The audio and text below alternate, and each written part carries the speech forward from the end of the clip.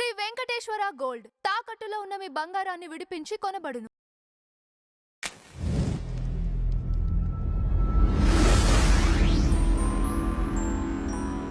లేకపోతే ఈ తల్లికి వందనం గ్రాండ్ సక్సెస్ అయిందండి. కానీ భిన్నాభిప్రాయాలు ఉన్నాయి చాలా వరకు చూసుకుంటే. ఏంటి? ఆర్థిక సంక్షోభం ఇంకా ఎక్కువ కాదా? ఇంకా చాలా ఉన్నాయి చేయాల్సినవి. ఇండివిజువల్ శాసనసభ్యుడిగా or as a citizen of the దేనికైనా ఒక లిమిట్ ఉండాలి.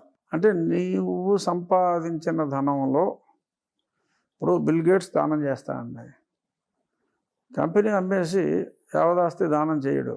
ఎవరైనా అజీం ప్రేమ్జీ చేసినా లేకపోతే రతన్ టాటా గారు చేసినా ఆదాయంలో ఇంత పర్సంటేజ్ని ఇయర్ మార్క్ చేసుకుని వాళ్ళు ప్రజల మేలు కోసం ఖర్చు పెడతారు.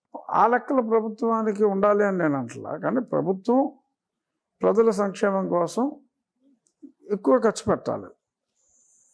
ఎంత ఎక్కువ అన్నది నీ ఆదాయాన్ని బట్టి ఉంటుంది. నీ ఆదాయం రూపాయి, నీ ఖర్చు సంక్షేమం కాకుండా రూపాయి అయితే అప్పుడు సంక్షేమం అప్పు చేసి చేయాల్సి వస్తుంది. అప్పు చేసి పప్పు కూడా అనేది మంచిది కాదు అనేది తరతరాలుగా యుగయుగాలుగా ఉన్న రుణంతో సమానం అంటారు. వ్రణం అంటే క్యాన్సర్, రుణం అంటే అప్పు. రుణంతో సమానం. అలాగని రుణం లేకుండా మనుగడ లేదు.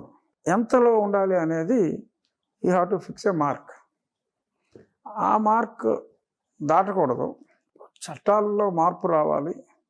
నీకున్న స్థూల నికర ఆదాయంలో ఇంత పర్సంటేజ్ నువ్వు సంక్షేమానికి ఖర్చు పెట్టు అని ఒక నిబంధనని కేంద్ర ప్రభుత్వం ఇంత పార్లమెంట్లో చట్టం చేయాలి. అది అసెంబ్లీలో చేసే ధైర్యం ఎవరికి లేదు. ఆ చట్టం పార్లమెంట్లో చేస్తే అది ఆటోమేటిక్గా అందరూ ఫాలో అవ్వాల్సిన అవసరం ఉంటుంది. కాబట్టి అప్పుడు వీటికి ఏమన్నా తెరపడుతుంది. లేదంటే ఇదేదో వేలం పాటలాగా ఒకటేనొకళ్ళు అంటే రెండేనొకళ్ళు, మూడేనొకళ్ళు, నాలుగేనొకళ్ళు ఇదొక వేలం పాటగా వెర్రిగా మారకూడదు. సో మరి పార్లమెంట్లో ఆ చట్టం రావాలని కోరుకుంటున్నాను నేను. మీరు అన్నట్టు ఇప్పుడు ఒడిశా గవర్నమెంట్ తీసుకుందాం కంపేర్ చేసుకుంటే ఇప్పుడు సర్ప్లస్లో ఉన్నట్టు కింద లెక్కగా. ఒరిస్సా అసెంబ్లీలో మాట్లాడిన దాని ప్రకారం మనకి రాష్ట్ర బడ్జెట్లో సుమారు 70,000 కోట్ల లోటు ఉంది. మన రాష్ట్ర బడ్జెట్. ఉత్తరప్రదేశ్ని మనం చాలా బ్యాక్వర్డ్ స్టేట్గా గతంలో అనుకునే వాళ్ళం.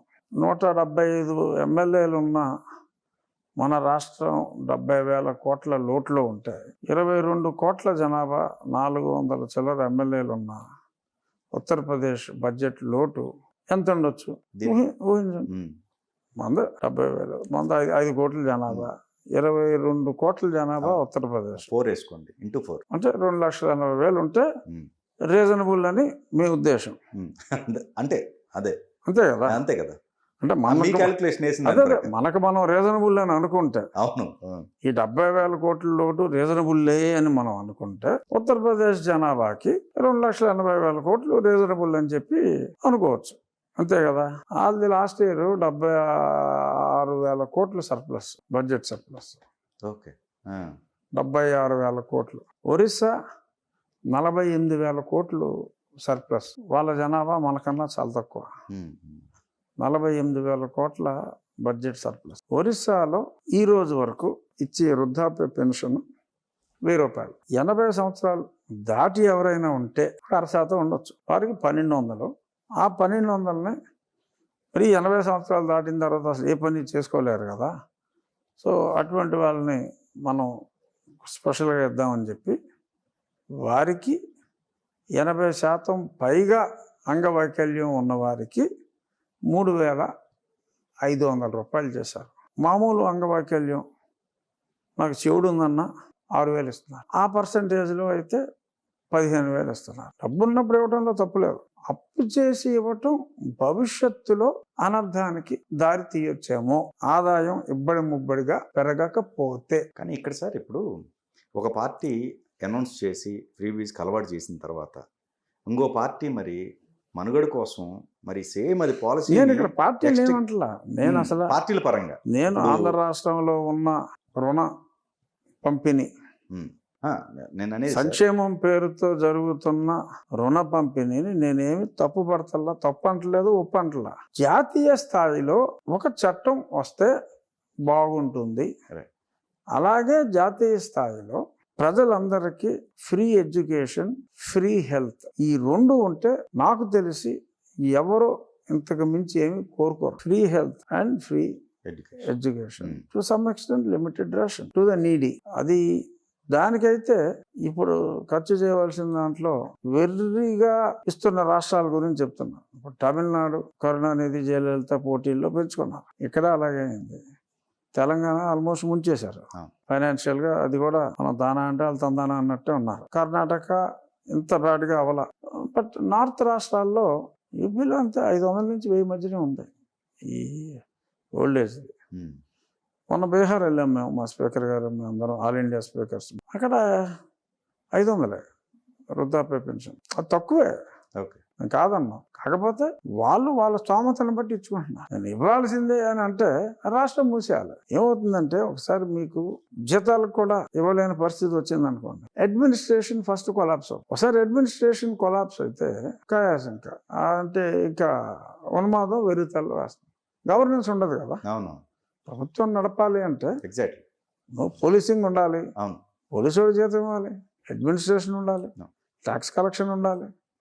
అలా జీతాలు ఇస్తేనే కదా అలా పనిచేసి రాష్ట్రాన్ని రుణంలోకి నెట్టేసి ఇది ఇలాగే కంటిన్యూ అయితే ఆ స్టేజ్కి వెళ్ళినా కూడా ఆశ్చర్యపోకర్లా. అన్లెస్ ఇబ్బడి ముబ్బడిగా ఆదాయం పెరిగితే తప్ప రాబోయే రోజుల్లో వచ్చే ఆదాయాన్ని ఊహించుకొని ఇప్పుడే ఖర్చు పెట్టేయటం అనేది ఏ రాష్ట్రానికి మంచిది కాదు. నేను జనరల్గా చెప్తున్నా. అదే. ఈ రాష్ట్రంలో జరుగుతున్న దాని గురించి, జరిగిన దాని గురించి నేను మాట్లాడతా. నేను మ్యాక్రో లెవెల్లో మాట్లాడుతున్నా. అదే. మ్యాక్రో లెవెల్లో ఇంకా చేయాల్సినవి ఉన్నాయి, ఇంకా పెండింగ్ ఉన్నాయి. స్లోగా అంటే అన్ని ఓవర్ నైట్ ఒకే రోజు చేస్తామని సార్ చెప్పాలి. ఒకవేళ ఇవన్నీ ఇప్పుడు ప్రస్తుతం ఉన్న వాటి పరిస్థితుల రీత్యా వాళ్ళందరికీ ఎడ్యుకేట్ చేసి వీటన్నిటిని స్టాప్ చేసి ఓన్లీ ఫ్రీ ఎడ్యుకేషను లేకపోతే ఫ్రీ హెల్త్కి సంబంధించింది ఈ 2 పాలసీస్ లేదా ఇన్సూరెన్స్కి సంబంధించింది ఇవి పెడితే వ్యతిరేకత వస్తుందంటారా ప్రజల్లో? అంటే ప్రజలు అంటే భిన్న మనస్తత్వాల కలయికండి. థింకింగ్ నాకేం వచ్చింది, పక్కోడు ఏమైపోతే ఏంటి అనే థింకింగ్లో పడ్డాం. సో ఆ థింకింగ్ ప్రాసెస్ అనేది ఓవర్ నైట్ మారదు. బట్ మార్పు దిశగా తీసుకుని వెళ్ళే ప్రయత్నం అయితే చేయాలి. మార్పు వస్తుందా, అమ్మో ఓటు వేయడమో భయం పొలిటికల్ పార్టీస్కి ఉంటుంది డెఫినెట్గా. అంటే ప్రస్తుతానికి నేనున్న పదవిలో నాకు డైరెక్ట్గా రాజకీయాలతో సంబంధం ఉండకూడదు కనుక నేను ఈ ఫ్రీబీస్ విషయం మీద ఎలా మాట్లాడగలుగుతున్నా. ఆ మాత్రం ఇది జాతీయ స్థాయిలో, రాష్ట్ర స్థాయిలో మాట్లాడే ధైర్యం నాకు కూడా లేదు. జాతీయ స్థాయిలో మాట్లాడుతుంది. జాతీయ స్థాయిలో ఒక చట్టం అయితే తీసుకొని రావాలి. అప్పుడు ఆటోమేటిక్గా జనం కన్విన్స్ అవుతారు. అవును, కరెక్ట్. ఇప్పుడు ఉన్న రాష్ట్ర ప్రభుత్వం కానీ ఇంకెవరో కూడా ఏదో అడ్జస్ట్మెంట్లు టెంకరింగ్లు చేసుకుంటే వెళ్ళాలి తప్ప అబ్బాయి మేము చేయలేమంటే కుదరదు. అన్లెస్ అది జాతీయ చట్టం అయితే